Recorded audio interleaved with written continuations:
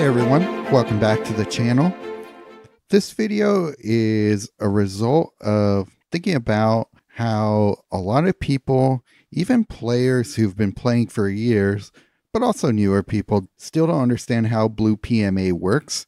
So I wanted to make this video to really explain a little bit better why it's a pretty strong mechanic and what to do if you are facing blue PMA, or just how to get more out of it if it's something that you decide that you want to use as a strategy yourself. So let's start here. Blue PMA consists of two mechanics, deny and restrain. The restrain part is pretty simple. It reduces your opponent's non-blue bonuses for a turn. Deny is a lot more complicated and confusing though, because it has two different pieces to it. And it's both unintuitive and not very well explained. Even the in-game training for this mechanic is not easy to find, and it'll show you what happens and is not great at explaining why it happens. So let's start here with deny gems. So this here is the symbol for deny gems, and you'll see that on cards from blue PMA. And a deny gem is created by one player, and then the other player who didn't create that deny gem gains denied. Deny is a little symbol that will show up on the Planeswalker, and it doesn't do anything until the deny gem is matched by that player. And that's what a deny gem looks like there. So here's what a time bubble is. If the player who created the deny gem matches it, a time bubble is created. And time bubbles are invisible to the other player, so they're in essence trap gems.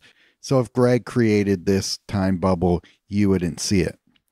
If the player who created the time bubble matches it, the other player is drained of 3 mana. So if you match this, 3 mana is drained from your opponent.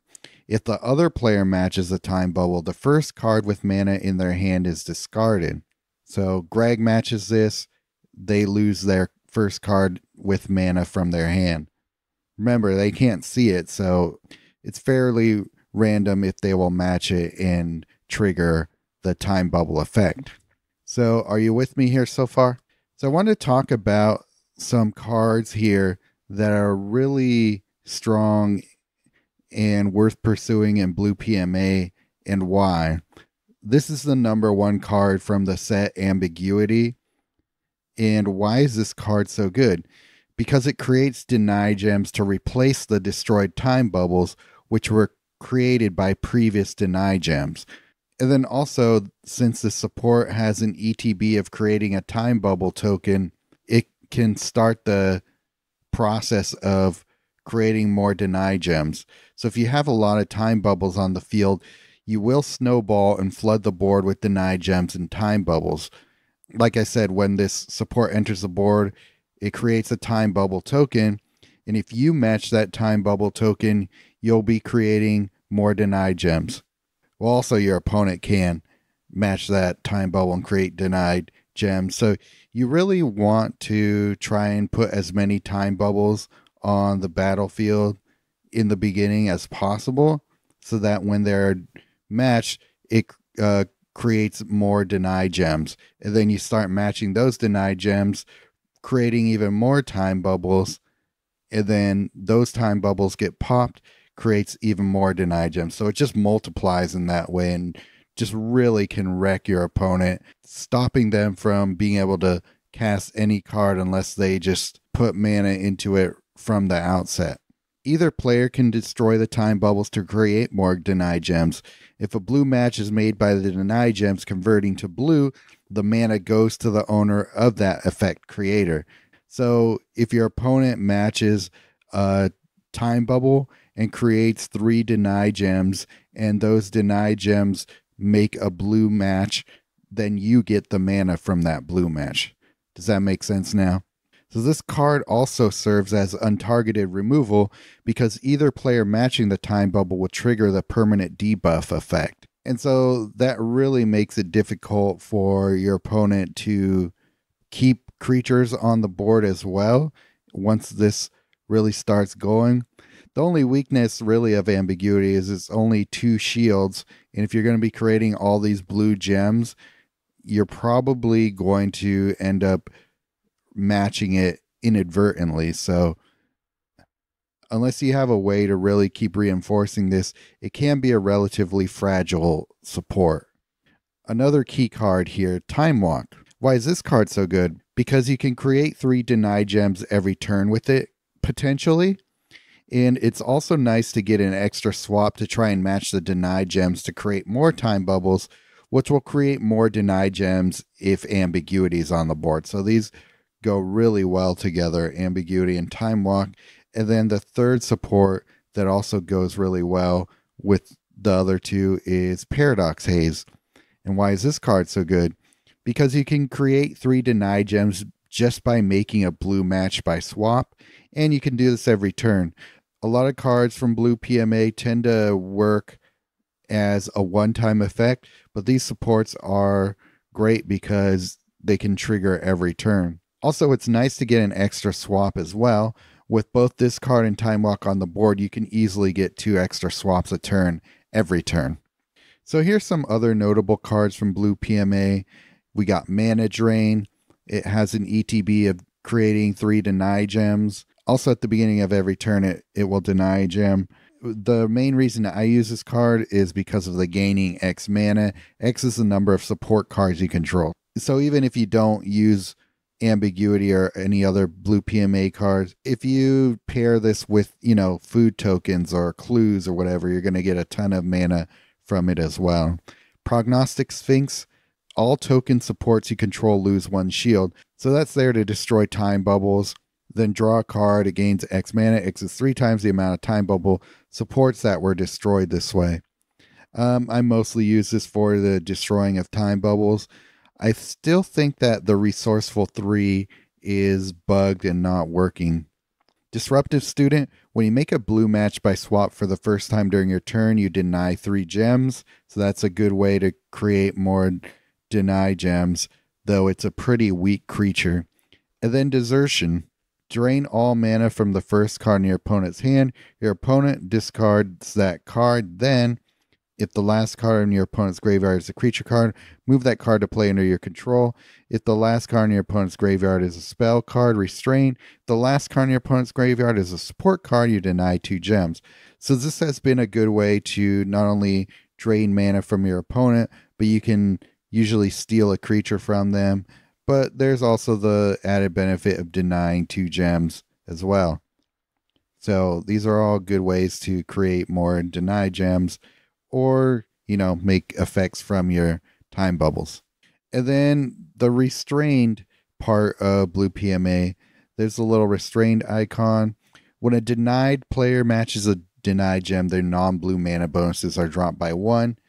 So to get around the effects of blue PMA, I recommend that you match the deny gems, those improved blue gems, loyalty gems, or any non-regular gem, because a seemingly normal looking gem on the board has the potential to be a time bubble.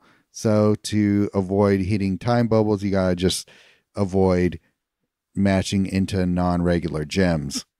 And then here's a couple other chase cards from blue PMA. Time Reversal is great.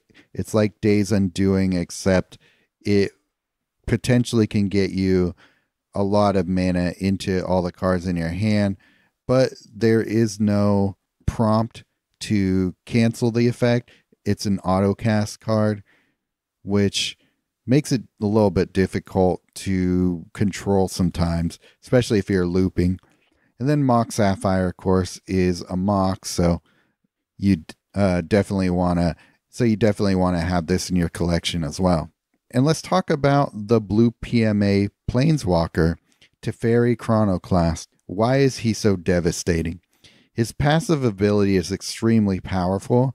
It's this here, Denial. When your opponent casts a card, if that's a blue card, gain 2 mana, otherwise deny a gem. Not only does it benefit you on your opponent's turn, it also has the potential to create tons of denied gems for you to synergize with ambiguity.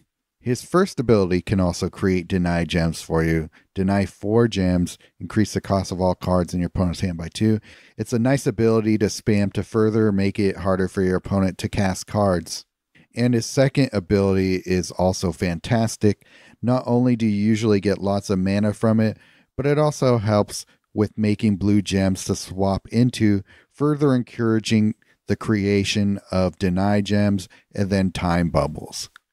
And his third ability is okay. I hardly ever use it. Each player discards all cards with mana that can be discarded from their hand. So that's probably why I don't use it very often. I don't normally want to do that. But you deny X gems and you restrain X times. Each card in your hand gains X mana. X is the number of cards discarded this way. So it's a relatively weak effect, especially when you compare it to his second ability. And then also his mana bonuses are great.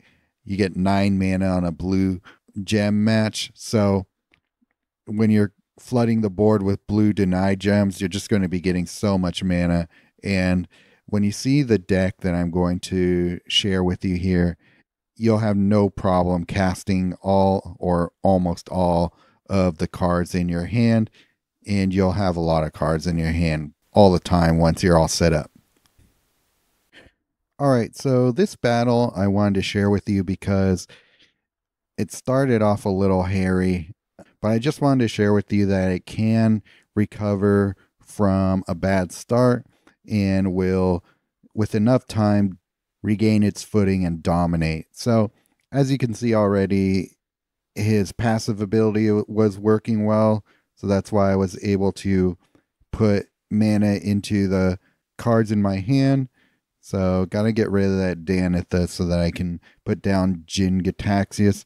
So, if you're not familiar with Jin Gitaxias Core Augur, it's too bad that it got disabled this time. But, so what's going to happen is at the end of my opponent's turn, they're going to lose all their cards, and then I'm going to fill up my hand with all my cards. So, that is pretty much the last time they get to do what they want, because what's going to happen here is I'm going to be able to recover. Ambiguity is doing its thing. It's slowly whittling away my opponent's creatures, and then going to use his second ability, get tons of mana with it. And so I specially made this deck so that every card will remove one of my opponent's threats or make it so that my opponent has a really difficult time putting cards back into play. So as you can see, in one turn, I wiped away my opponent's cards, and it's making it really hard for him to put more cards back into play. And then once I get Cityscape Leveler, I'm going to be able to wipe away anything that they manage to get on the board. We'll just slowly make our way through the battle and get our cards on the board, put our creatures down, so we'll slowly rise in power as we reinforce our creatures. But at this point, it's going to be really difficult for them not only to put things on the board, but to keep them around for very long, because all those time bubbles are on the board. If they don't cast the card in their hand, they're going to lose it to a time bubble. And if they do cast the card, the Cityscape Leveler is probably going to get rid of it, along with anything such as the Kami War, Void Rend. And then the Soul of Emancipation is nice because it has reach, so any creature with haste comes out, it's probably going to just run into the Soul of Emancipation and not be able to really hurt me yet. There's a lot that they have to do to even start getting back into the game here. And as you can see, with all the mana generation I have in this deck, not only do I have Leyline of the Guild Pact and Cryptics, but then Ambiguity, Paradox, Haze, and Time Walk are also creating blue gems through Deny and also Time Bubbles, which will be converted into blue gems if I match them. So there's just so much mana generation in this deck, so many ways to stop your opponent from doing anything. And even if they do, there are different avenues of removal. So Void Rend is good because it can destroy any type of support if it gets on the board. The only reason I'm not able to cast Void Rend is because Tamiyo's second ability disabled it, but it doesn't matter. The Cityscape Leveler is going to be able to destroy it anyway, and that's game. So as you can see, this deck, once it sets up, it just really is very oppressive and is a good showcase of the strategies that I'm working with right now. This deck is actually built as a part of a design strategy that I've been formulating lately, and I'm just about ready to share with you how to construct a deck like this that will really make sure that you hardly ever lose, because it's a pretty solid group of cards here, and it can be adapted to other colors. And I'll do that in a future video where I pretty much show you how to build a deck like this, and you can adapt it to other planeswalkers. I think monocolor walkers probably work the best for it, but it really kind of works for just about every planeswalker that has a reasonable set of abilities and mana gains. So make sure to watch out for that. In the meantime, we're about to get spoilers for the new set, so definitely going to make some videos to put out for that, and I'm looking forward to seeing what Webcore gives us in this new set here. So, well, I hope this video was valuable for you. I hope I helped to clear some confusion as far as blue PMA goes, and maybe I've inspired you to pick up Teferi Chronoclast if you haven't yet. All right, see you in the next video.